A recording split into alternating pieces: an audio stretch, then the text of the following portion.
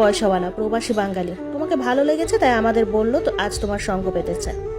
আমি বললাম ঠিক আছে, তুমি 4তলার ডান পাশের 98 নাম্বার রুমে যাও। আমি কথা না বাড়িয়ে একটা বিয়ার খেতে খেতে 4তলা রুমে পা বাড়ালাম। রুমে গিয়ে দেখলাম আধা বয়স্ক একজন লোক বসে বসে মোবাইল টিপছে আর সিগারেট খাচ্ছে। বয়স মোটামুটি 47-এর আশেপাশে হতে পারে। আমি শব্দ করে দরজা বন্ধ করেছি। আমাকে দেখে উনি নড়ে চড়ে বসেছেন। আমি ওনার পাশে বসে জিজ্ঞেস করলাম, কেমন আছেন? ভালো আছি, তুমি কেমন আছো? আমিও ভালো আছি। দেখো, আমি তোমার সাথে গল্প করতে চাই। আমি ঘুমাবো, তুমি আর মাথায় হাত বুলিয়ে দিবে, আমাকে আমার পিঠ চুলকিয়ে দিবে। ভ্রু কুচকে আমি বললাম, এটা কেমন কথা? আমি জানি না, তবে শান্তি চাই। আমি খুব কথা বলবো, তুমি চুপচাপ শুনবে। আমার কথাগুলো ধৈর্য ধরে শুনবে। জি শুনবো, আপনার সব কথা শুনবো, তবে সাধারণত মানুষ তো শরীর চায়। আপনি যা বলছেন তা তো না সম্পূর্ণ নাটকটাই। উত্তরটা না দিয়ে উনি শার্টটা খুললেন। ভিতরে সাদা পাতলা গেঞ্জি পরনে, ওনার সাথে একটা কয়েক জায়গায় ছেঁড়া ট্রাউজার। তারপর বাথরুমে গেলেন তিনি। এ ফাঁকে আমি ওনার মানিব্যাগের কাছে গেলাম। গিয়ে দেখলাম পুরো মানিব্যাগ ভরা 1000 টাকার নোট। আমি সেখান থেকে কয়েকটি নোট চুরি করে রেখে দিলাম। উনি আসার আগে জায়গা বরাবর মানিব্যাগ রেখে আসলাম। সকাল 7টায় ঘুম থেকে উঠলাম, কিন্তু পাশে উনি তখনও ঘুমাচ্ছেন। আমি উঠে বাথরুমে গেলাম। বাথরুম থেকে বেরিয়ে ওনাকে ডাক দিলাম। বললাম, উঠেন, আমাকে বাসায় যেতে হবে। উনি আড়মোড়া ভেঙে উঠলেন। উঠে বললেন, আরেকটু থাকো তুমি, আমি তোমার সাথে চা খেতে চাই।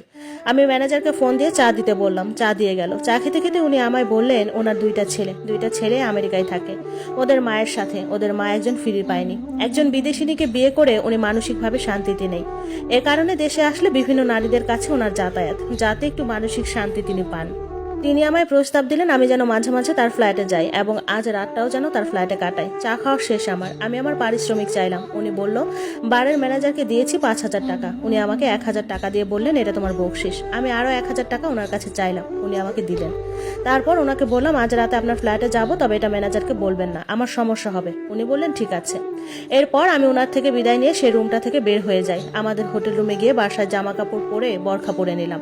এরপর ম্যানেজার থেকে আমার 2000 টাকা নিয়ে বাসায় চলে আসি। বাসায় আসার পর বাবার অসুস্থতা আরো বেড়ে যায়।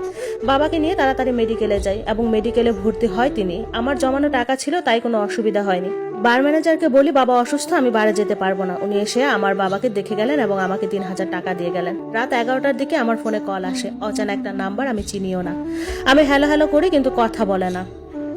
এভাবে কয়েকবার আসার পরে, হ্যালো হ্যালো করার পরেও যখন কথা বলেন, আমি বিরক্ত হয়ে গালি দিই। এর কিছু সময় পরে আমাকে কাল রাতের উনি কল দেয়। কল দিয়ে বলে কেন যায়নি ওনার বাড়ি। আমি বললাম, আমি মেডিকেলে, আমার বাবা অসুস্থ। উনি আসতে চাইলেন, কিন্তু আমি ঠিকানা কিংবা কিছু বলি নাই, কারণ আমি আমার পরিবারকে ওনার সামনে আনতে চাই না। শুধু ওনার সামনে না, আমার রাতের আধারের পাপটা কারো কাছে প্রকাশ বা দেখাতে চাই না। পরের দিন আমার বাবা মারা যায়।